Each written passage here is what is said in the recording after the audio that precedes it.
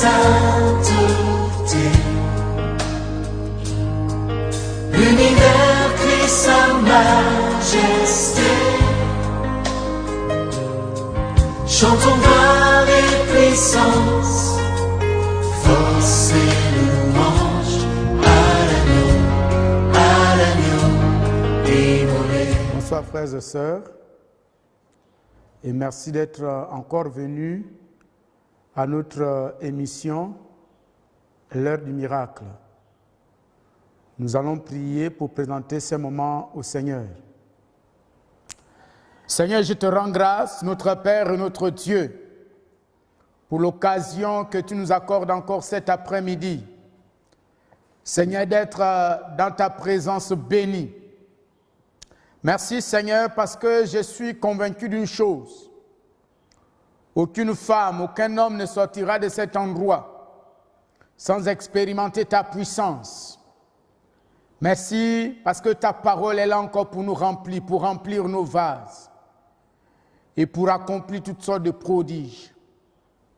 Sois béni Seigneur, au nom de Christ Jésus. Amen.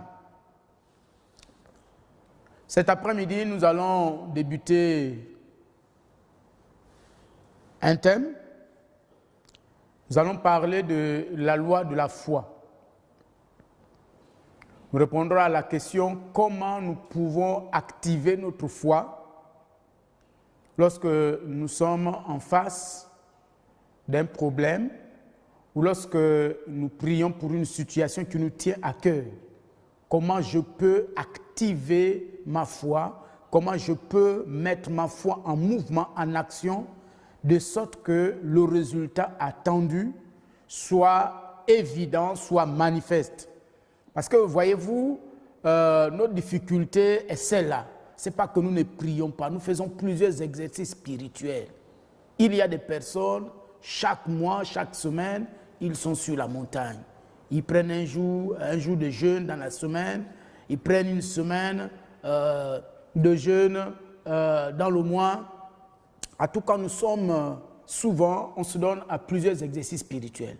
Mais vous allez constater que le problème, c'est les résultats. Les résultats ne suivent pas. Et malheureusement, au lieu de vivre la joie, l'épanouissement qu'apporte la présence de Dieu, je vous dis, frère, c'est extraordinaire. Quand tu as Jésus dans ta vie, c'est merveilleux. C'est merveilleux parce que ta vie est saturée de témoignages. Ta vie est saturée de la manifestation de Dieu. C'est une histoire personnelle que tu écris avec le Seigneur. Ce n'est pas une histoire de « tel m'a dit ». C'est vrai que ça nous édifie. Mais chaque enfant de Dieu, chaque chrétien né de nouveau écrit sa propre histoire avec le Seigneur. Touche Dieu. Vous voyez, Dieu n'est plus quelque chose d'abstrait, Dieu n'est plus un conte, Dieu n'est plus une sorte de mythe. Dieu n'est pas une sorte de fable, mais il devient une réalité pour nous. Et malheureusement, c'est la grande question. Comment voir Dieu? Comment voir Dieu? Comment toucher Dieu? Tu sais, je vais te révéler quelque chose. En fait, c'est-à-dire que la préoccupation de Dieu, pour nous, c'est de se manifester. Dieu ne veut pas que tu aies une vision vague de lui, tu aies une vision abstraite de lui, mais il veut que tu aies une vision précise, claire de sa personne. Parce que plus la vision que nous avons du Seigneur est claire, elle est précise, vous allez voir que ça impacte notre foi. Ça impacte notre compréhension de Dieu. Ça impacte notre prière. Ça impacte notre marche quotidienne avec lui. Et cet après-midi, je ne vais pas trop m'étendre parce que nous allons passer du temps dans la prière, mais je vais vous donner ces clés. Et ça va vous faire beaucoup de bien. C'est pourquoi donc nous allons voir comment nous pouvons activer nos foi. Et nous allons prendre rapidement nos Bibles dans l'évangile de Marc. Nous sommes au chapitre 11 et nous allons lire à partir du verset 22. Je vais lire pour nous tous. Il répond à la question de Pierre. C'est l'histoire du figuier qui est complètement sec. Et la Bible dit jusqu'aux racines.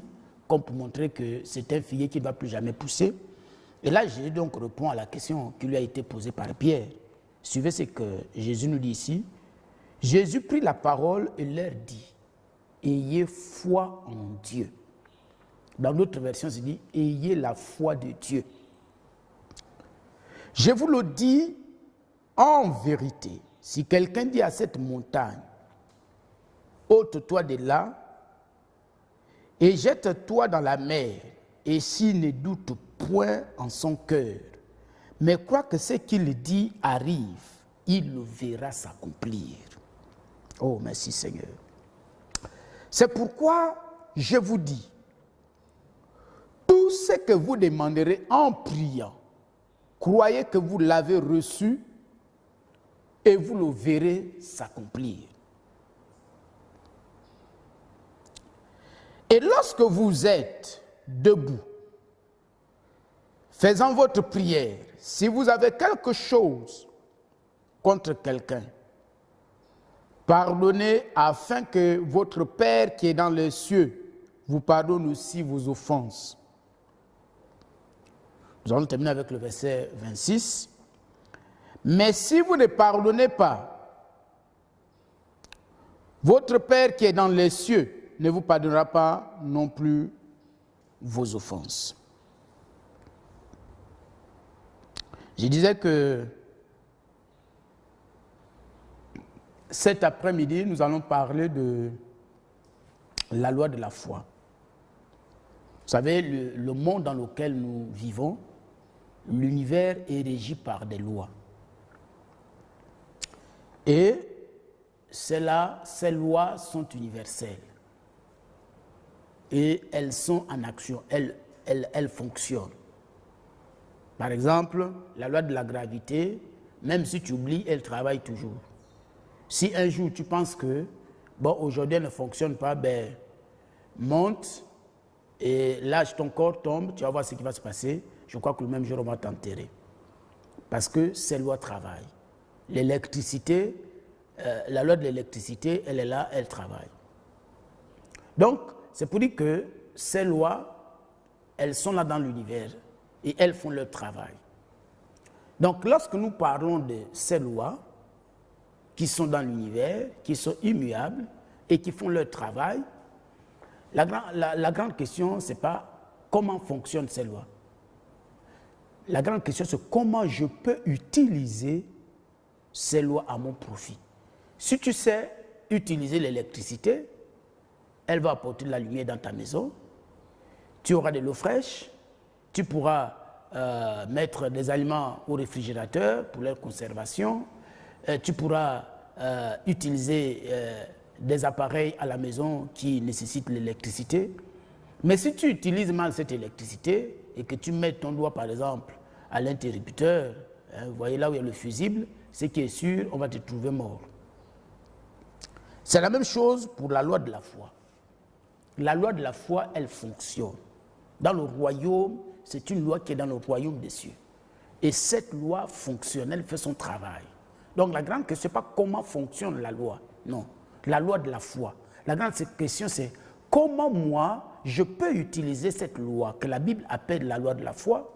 Dans Romains 10, verset 16, nous allons lire ça. Romains 10, 16. Romains 10, 16.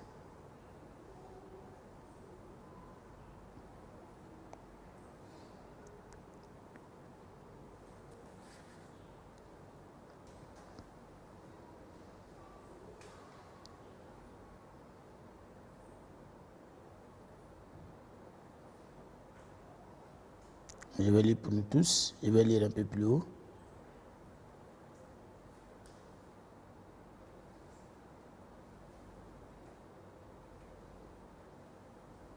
Ok, merci. Je vais commencer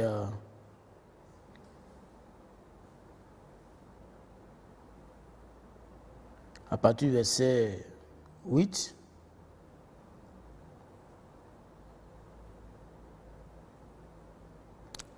À partir du verset même 6. Voilà. Mais voici comment parle la justice qui vient de la foi. Ne dis pas en ton cœur qui montera au ciel. Peut-être pour que vous compreniez mieux, nous allons commencer un peu plus haut, directement au verset 1.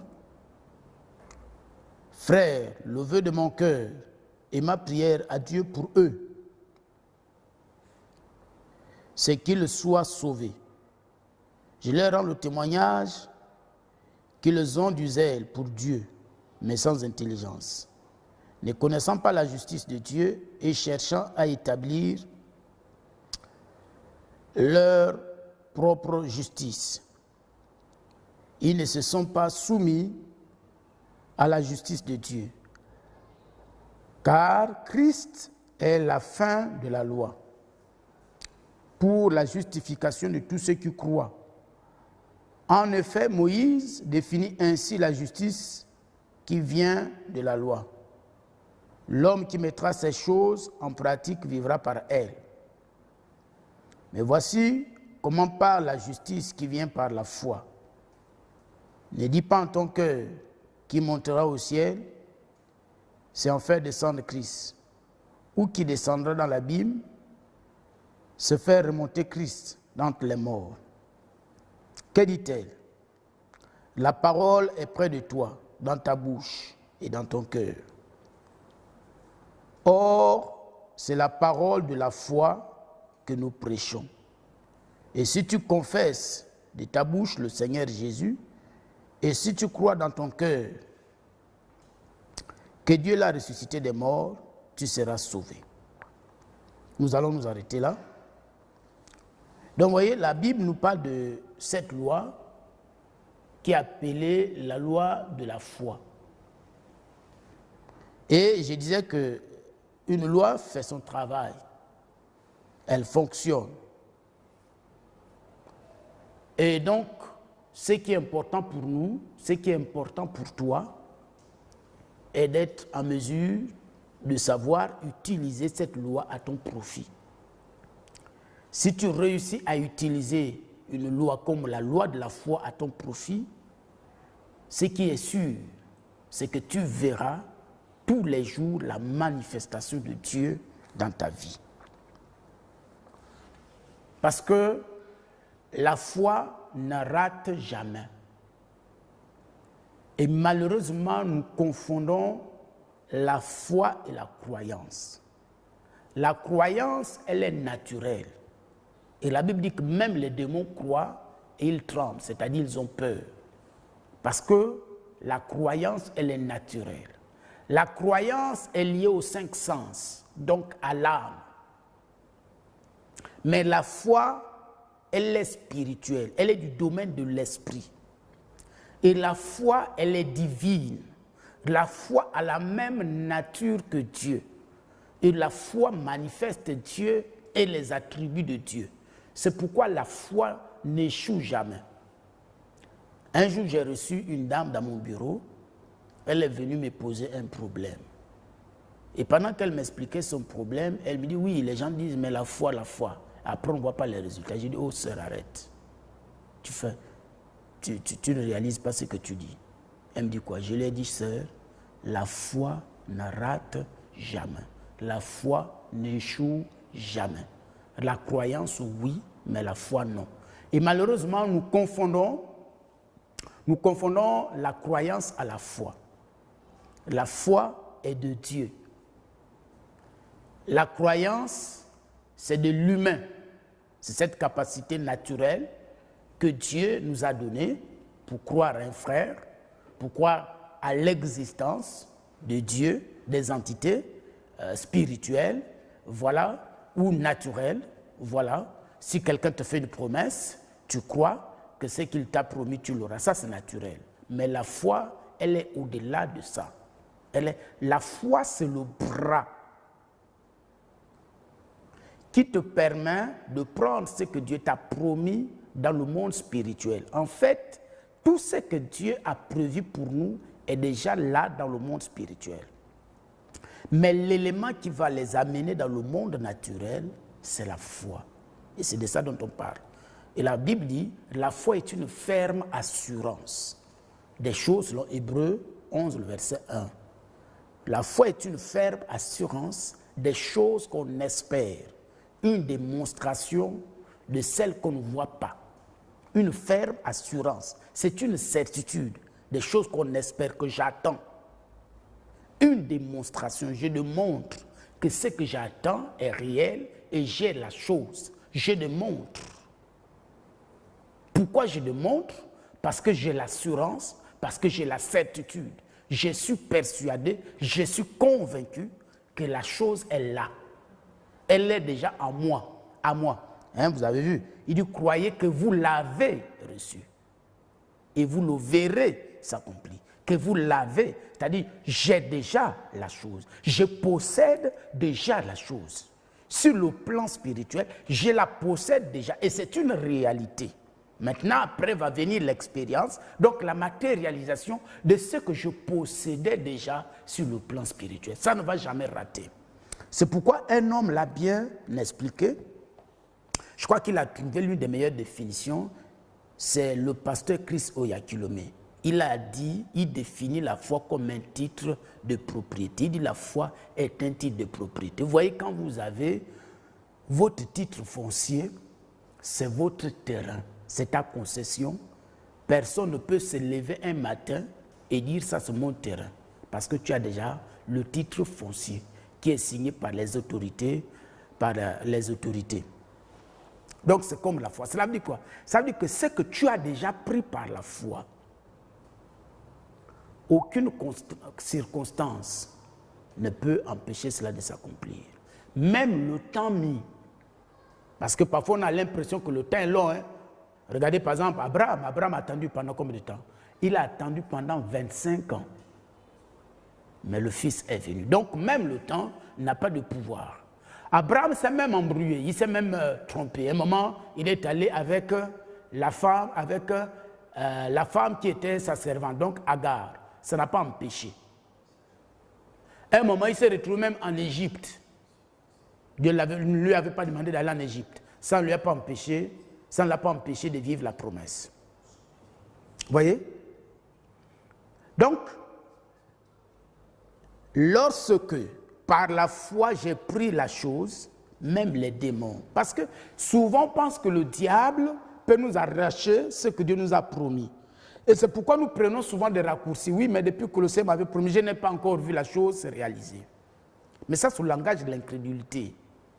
Et s'il y a une chose qui empêche la manifestation de Dieu, c'est l'incrédulité. Vous voyez, un jour, Jésus arrive à Nazareth, tout le monde a vu Jésus grandir à Nazareth, tout le monde connaissait la famille de Jésus à Nazareth. Et donc, quand Jésus commence à prêcher, les gens, oh, mais ça, c'est qui? C'est Jésus, le fils de Joseph, là. Mais il paraît qu'il est devenu un prophète. En tout cas, aujourd'hui, tout le monde se lève et commence à dire que je suis devenu ceci, cela. Donc, personne ne faisait attention aux propos de Jésus. Et la Bible dit que Jésus n'a pu faire aucun miracle à Nazareth. Pas parce qu'il n'avait pas le pouvoir de le faire, mais seulement parce que les gens étaient incrédules. Et l'incrédule t'empêche d'expérimenter la puissance de Dieu. Quelqu'un qui marche dans l'incrédulité, il lui sera impossible d'expérimenter la puissance de Dieu. D'expérimenter la puissance. Donc la foi est un titre de propriété. Vous savez, il y a 2 ans, j'étais dans une église, l'une de nos églises de la place. J'ai été invité par le pasteur de cette église à animer une conférence sur la guérison divine. Pendant une semaine, j'étais avec eux. Et je crois le 2e ou le 3e jour, j'ai parlé de la foi. Et ce jour-là, je disais que la foi est un titre de propriété. C'est la déclaration que j'avais donnée. Et le jeune monsieur qui était derrière moi et qui était l'officiant travaille au cadastre. Donc lui, en tant qu'agent du cadastre, il a simplement fait une analogie avec le travail qu'il fait. Donc il a compris la profondeur de la déclaration. Le lendemain, donc c'était le soir, je vois le frère qui arrive. Et à la fin, il vient de poser une enveloppe d'action de grâce. Bon, je n'ai pas compris pourquoi il le faisait. Il dit, pasteur, je viens remercier le Seigneur pour le miracle que Dieu a fait dans ma vie. J'ai dit, c'est quoi le miracle? Non. Ma femme et moi attendions les enfants, mais une parole qui m'a touché et j'ai remercié le Seigneur. Effectivement, 3 mois après, sa femme tombe enceinte. Et la même année, donc en novembre, sa femme accouche. Et elle accouche donc, je crois, d'une fille. Et il va passer à notre église lors d'une autre session sur la guérison divine. Et c'est là que ce jeune homme va expliquer que lorsque le pasteur avait dit que la foi est un titre de propriété, moi j'ai saisi. J'ai pris cette parole parce que moi en tant qu'agent du cadastre, j'ai compris ce que ça signifiait. Alors donc je me suis dit, ben, si la foi est un titre de propriété, ça veut dire que j'ai déjà mon enfant et personne ne peut me l'arracher. Quand la foi a déjà saisi une parole, personne ne peut t'arracher cette parole. Même le diable ne peut pas t'arracher. Il peut créer des circonstances pour bousculer ta foi. Parce qu'il sait que pour t'avoir, il faut qu'il crée en toi le doute et l'incrédulité. Il faut qu'il crée en toi l'hésitation. Mais il ne peut pas t'arracher ce que Dieu t'a donné.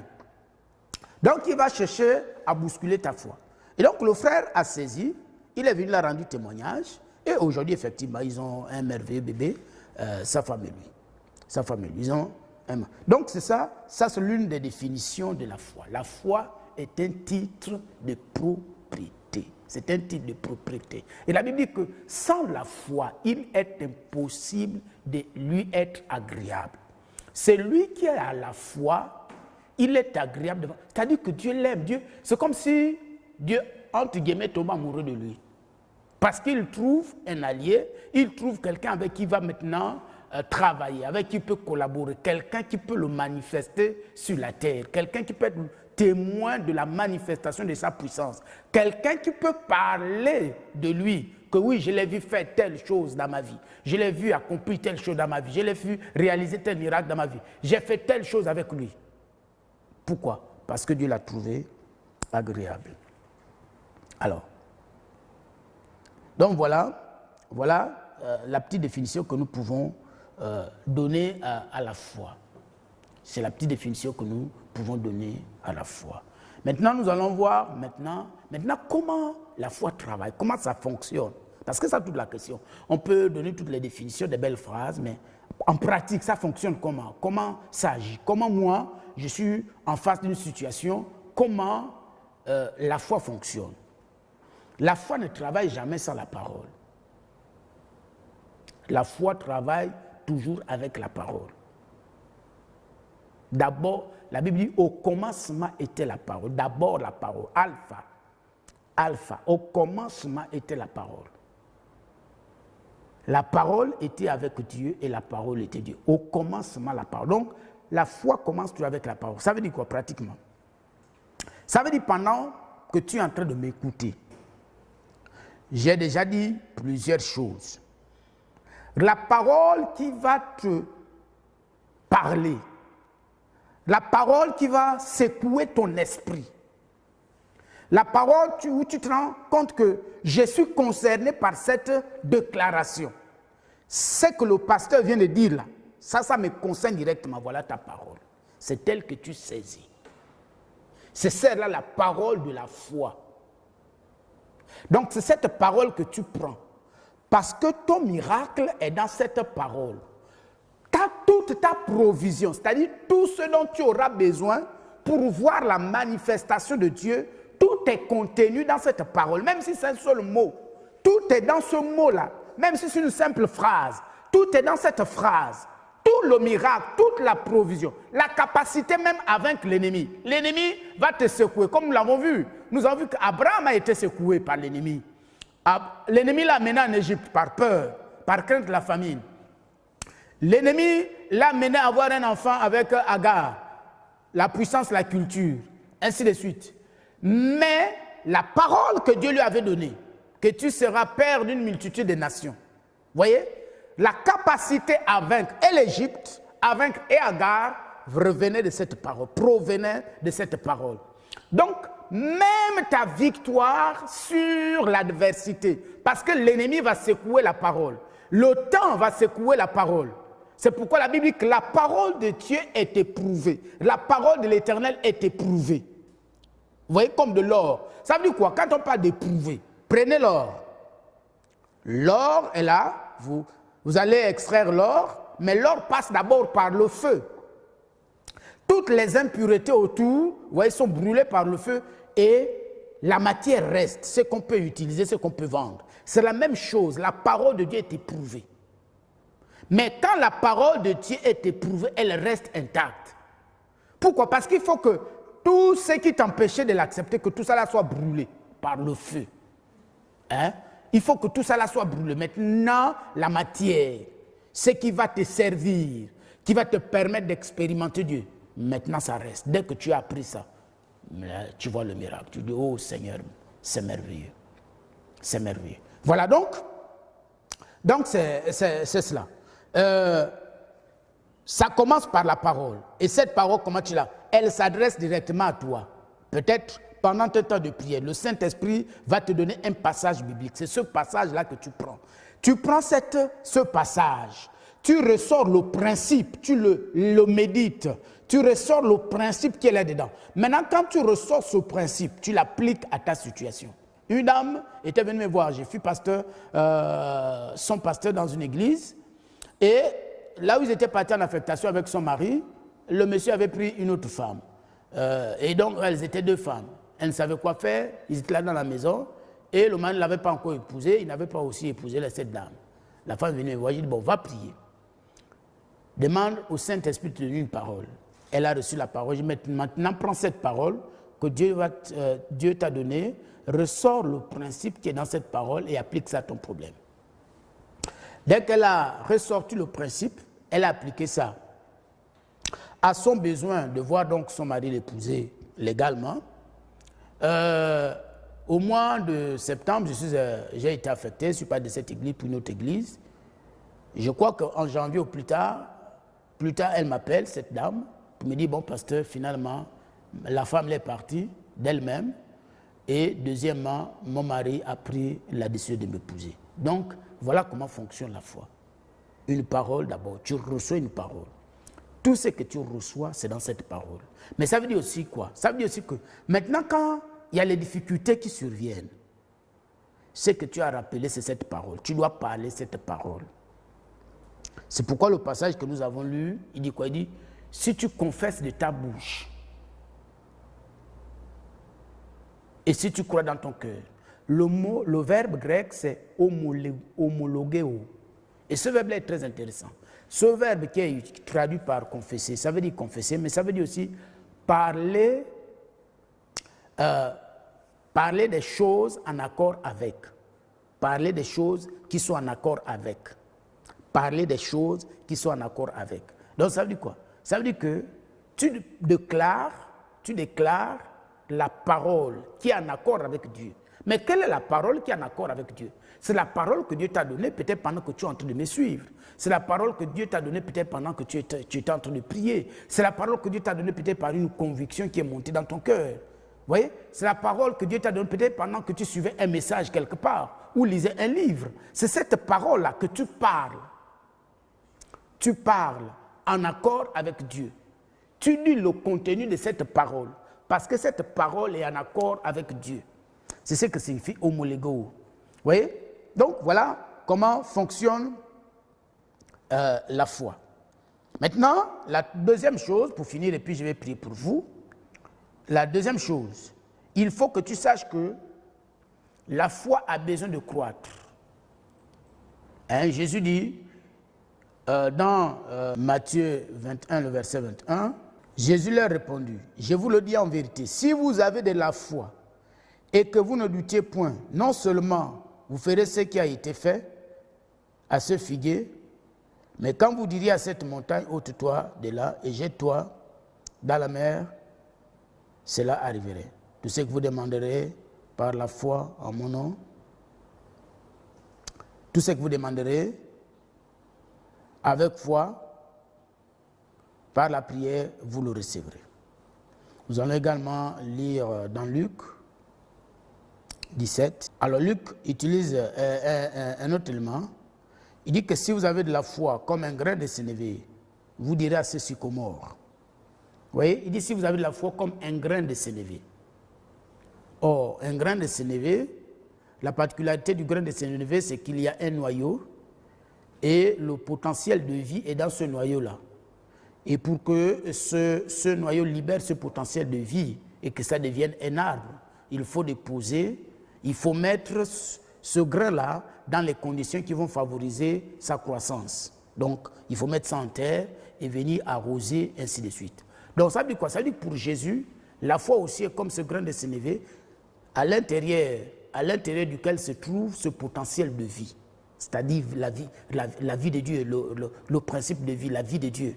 Et cette vie doit passer par la croissance. Mais il faut que cette vie soit arrosée. Mais qu'est-ce qui arrose? Qu'est-ce qui arrose cette vie qui est à l'intérieur déjà de la foi? Parce que Jésus compare, voyez-vous, compare la foi au grain de sénévé. Qu'est-ce que Jésus veut nous dire? Ce qu'il veut dire, c'est que la foi a besoin de grandir. Elle a besoin de croître et devenir un arbre. Vous voyez, où tout le monde peut venir manger le fruit et bénéficier. Vous voyez, où les gens peuvent venir être bénis par votre vie, être bénis par votre ministère, être bénis par vos témoignages, être bénis par ce que vous faites. Il faut que ça vienne, ça croisse. Mais qu'est-ce qui fait grandir la foi? Romains 10, le verset 17 répond, il dit que la foi vient de ce qu'on attend. Et ce qu'on attend vient de la parole de Christ.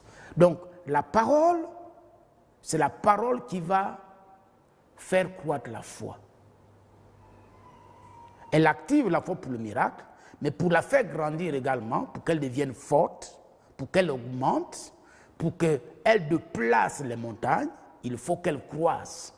Pour qu'elle déplace les racines, les sycomores, les montagnes c'est quoi? C'est les situations qui nous dépassent, c'est les problèmes qui nous dépassent.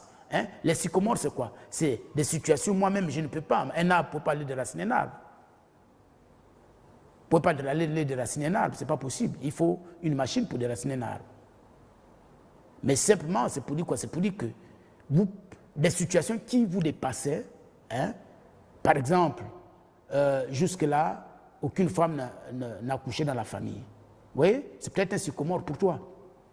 Mais la foi a le pouvoir de déplacer ça. Quand elle a grandi, quand elle est nourrie par la foi, quand elle est en bonne santé, par exemple, les gens ne se marient pas. Vous voyez? Par exemple, tu ne connaissais pas la vraie joie, tu ne connaissais pas la vraie paix, ton ministère tourne à rond, ta foi tourne à rond depuis que tu es chrétien, tu es toujours au même niveau, tu ne connais aucune croissance spirituelle. Vous voyez, c'était peut-être pour toi un sycomore, c'était peut-être pour toi une montagne, mais la puissance, la foi va déplacer ça. Mais il faut la nourrir, il faut l'arroser de la parole. Il faut que l'eau de la parole arrose la foi. Si l'eau de la parole n'arrose pas la foi, mais tu ne connaîtras jamais de croissance. Tu vas continuer à tourner à rond, vivre les mêmes situations. Vous voyez? Alors, donc, nous allons nous arrêter là, et puis je vais prier pour vous. Retenez simplement cet après-midi que la foi est une loi qui fonctionne, qui travaille. Et si nous voulons bénéficier de notre foi, nous voulons voir la foi à l'œuvre, la première chose qu'il faut faire, il faut savoir l'utiliser. Comment je peux utiliser cette loi à mon profit? Maintenant, pratiquement, comment l'utiliser? La première chose, c'est la parole. La parole. Quelle parole? Pas toutes les paroles, pas tous les versets bibliques. Il y a des gens qui ont mémorisé des versets bibliques, mais ça ne leur sert à rien. Mais c'est cette parole que le Saint-Esprit prend pour appliquer à une situation. Il me parle. Et je vois qu'il me parle, c'est par rapport à tel problème.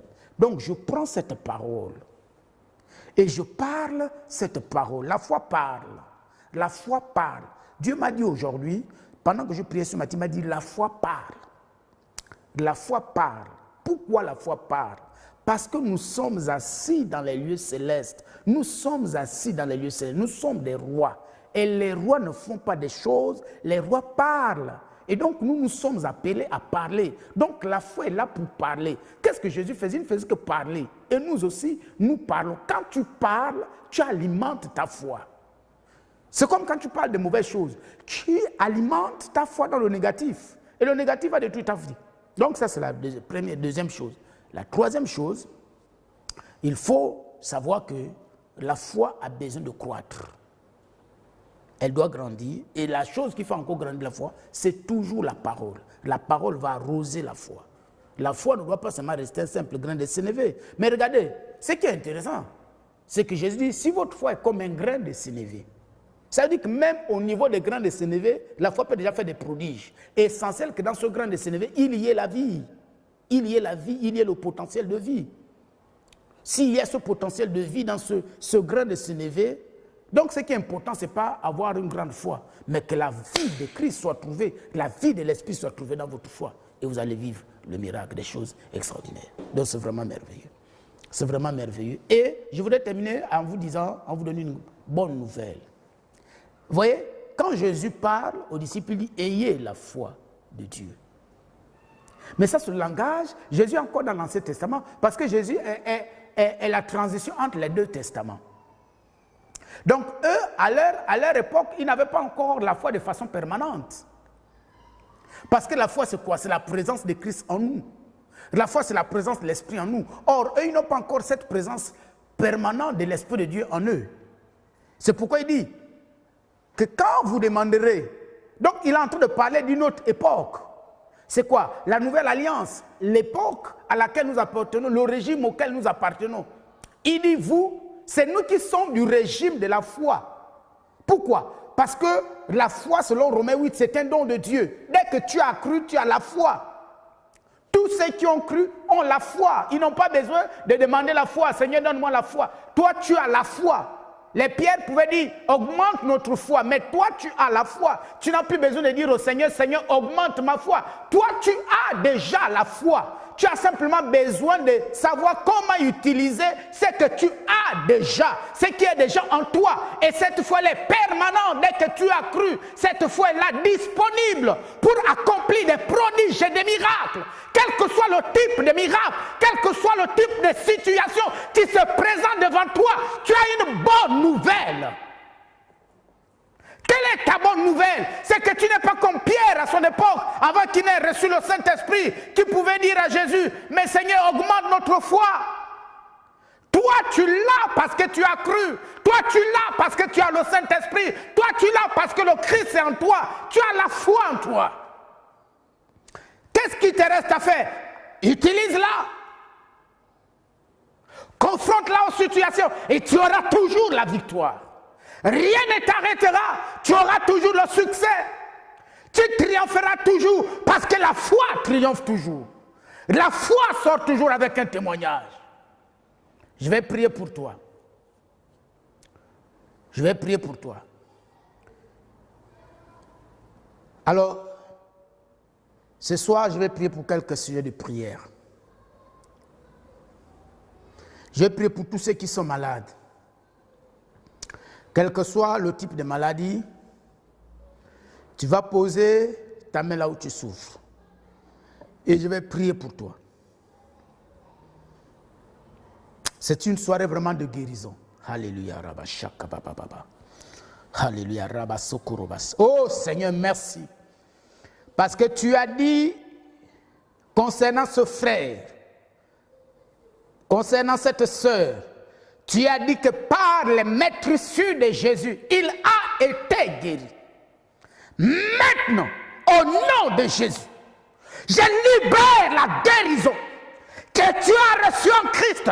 Je la libère au nom de Jésus. Sois guéri au nom de Jésus. Je libère la puissance de la guérison. Je restaure tes poumons. Je restaure tes poumons. Je restaure ton poumon au nom de Jésus. Je commande au coronavirus qui avait déjà atteint tes poumons, qui avait déjà atteint tes appareils respiratoires, de libérer au nom de Jésus. De libérer au nom de Jésus. Tu es restauré. Tu es restauré. Tu es restauré. Tu es restauré.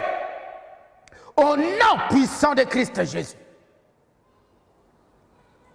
Je commande au nom de Jésus. Je commande au nom de Jésus. Je commande au nom de Jésus ces maux de tête qui ont perduré depuis des années. Ces maux de tête qui t'ont souvent troublé. Maintenant, je libère ton cerveau.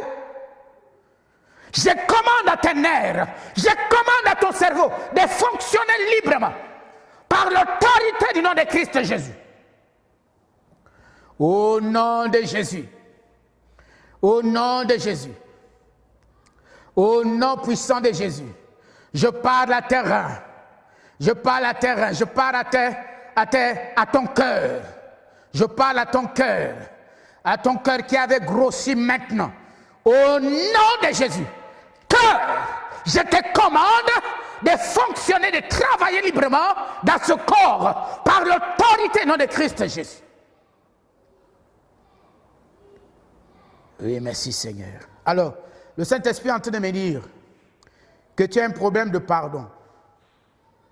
Mais Jésus dit que tu ne peux pas expérimenter son pardon si tu n'as pas pardonné à ton frère ou à ta soeur. Pardonner veut dire quoi? Déjà, la première chose, il faut déjà comprendre qu'on ne pardonne pas par mérite. Le verbe grec, c'est charizomai. Et ce qui est intéressant par charizomai, vous voyez, il y a charis qui veut dire grâce, donc quelque chose qu'on ne mérite pas. Le pardon, ce n'est pas la confiance. La confiance se mérite, mais le pardon ne se mérite pas.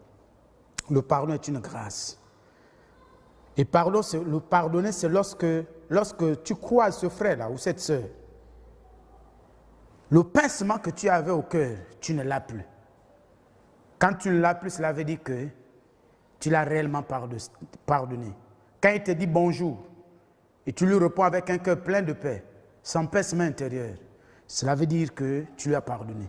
Mais s'il y a des pincements, si tu n'es pas réel, il y a comme une contradiction entre le pardon que tu prétends lui avoir accordé et ton état intérieur, ça veut dire que tu ne lui as pas encore pardonné.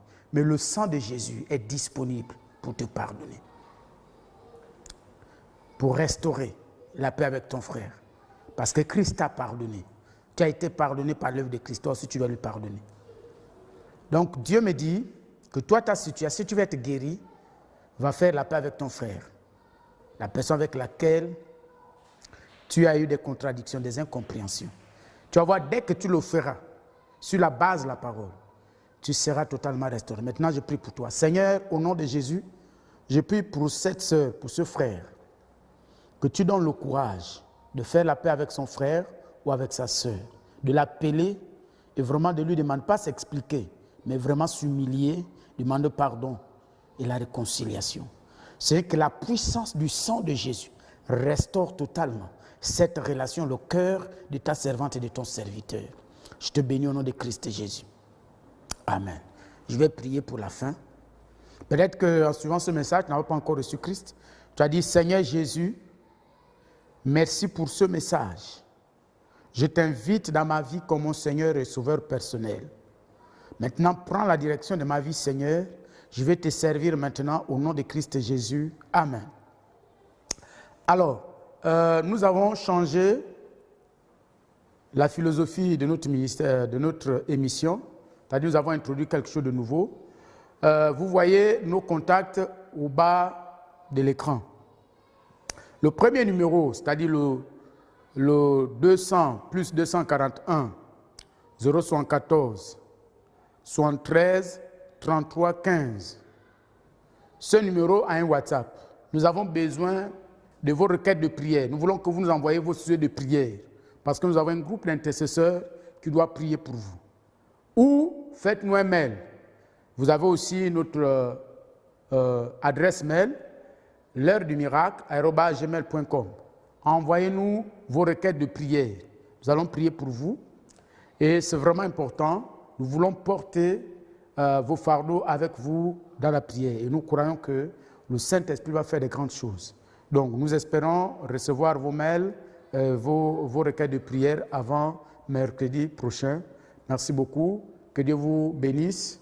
Bon après-midi et merci d'avoir été avec nous. Et à mercredi prochain à la même heure.